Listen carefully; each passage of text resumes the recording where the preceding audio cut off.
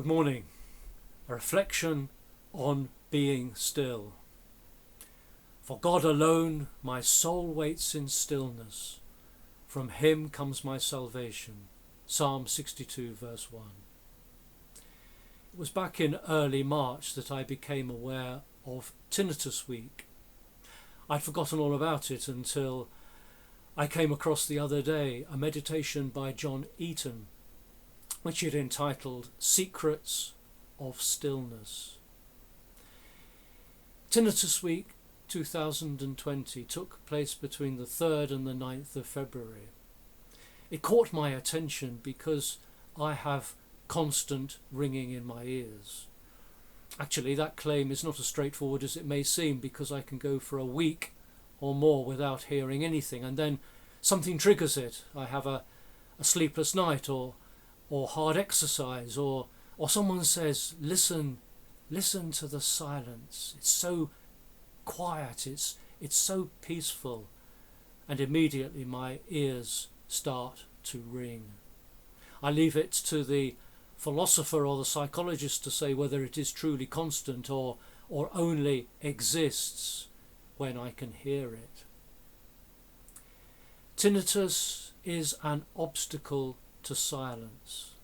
It is said that silence is golden, but if you have constant ringing in your ears, perhaps the secrets of stillness have more to offer.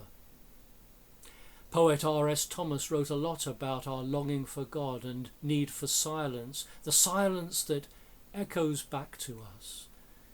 This is silence as a starting point, not an obstacle, and it inspired some of his greatest prayer poems. Yet, for Thomas, silence still signals an emptiness or an absence. Stillness is something else. Some years ago, Ruth and I went on holiday to the Black Mountains, and we came across the Anglican church of St Gwendoline's in the Welsh town of Talgarth. I went inside. There was no one there. As far as I could judge, discounting the ringing in my ears, it was absolutely quiet, silent. It occurs to me now, though, that a better word for that place would be stillness rather than silence. Stillness has a positive ring to it. It suggests a place which is full, even in the absence of people, filled with peace and a sense of presence, the past in prayer and the present in collective contemplation. Stillness is presence rather than absence. Towards God alone the psalmist's soul is perfectly still. This is a statement of trust. Then later on in the psalm, the psalmist urges himself to be still. To God alone be still my soul. From him comes all my hope. Again, stillness has substance that silence does not. Why would you urge yourself to be silent? I imagine grandchildren playing hide and seek and whispering excitedly in a wardrobe, hoping not to be discovered. I imagine trying not to say something, keeping your lips sealed when it's expedient to keep quiet in company, not to say what's on your mind. Silence hides secrets. Stillness discloses them.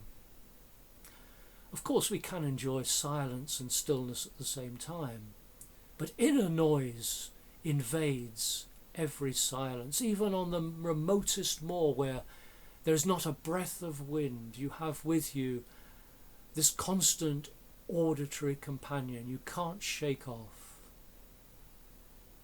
What matters about silence is how it offers a chance to reflect and pray and open our minds to what God is saying to us. That is stillness, waiting expectantly, listening eagerly. Remember the boy Samuel, who heard a voice calling to him in the temple at night. Eli instructed him to go back and rest, and if he heard the voice again to say, "Speak, Lord, for your servant is listening." I think stillness is a better word than silence for Samuel's experience. No doubt it was quiet, but the silence of the temple was part of something richer, the stillness of solitude of a holy place.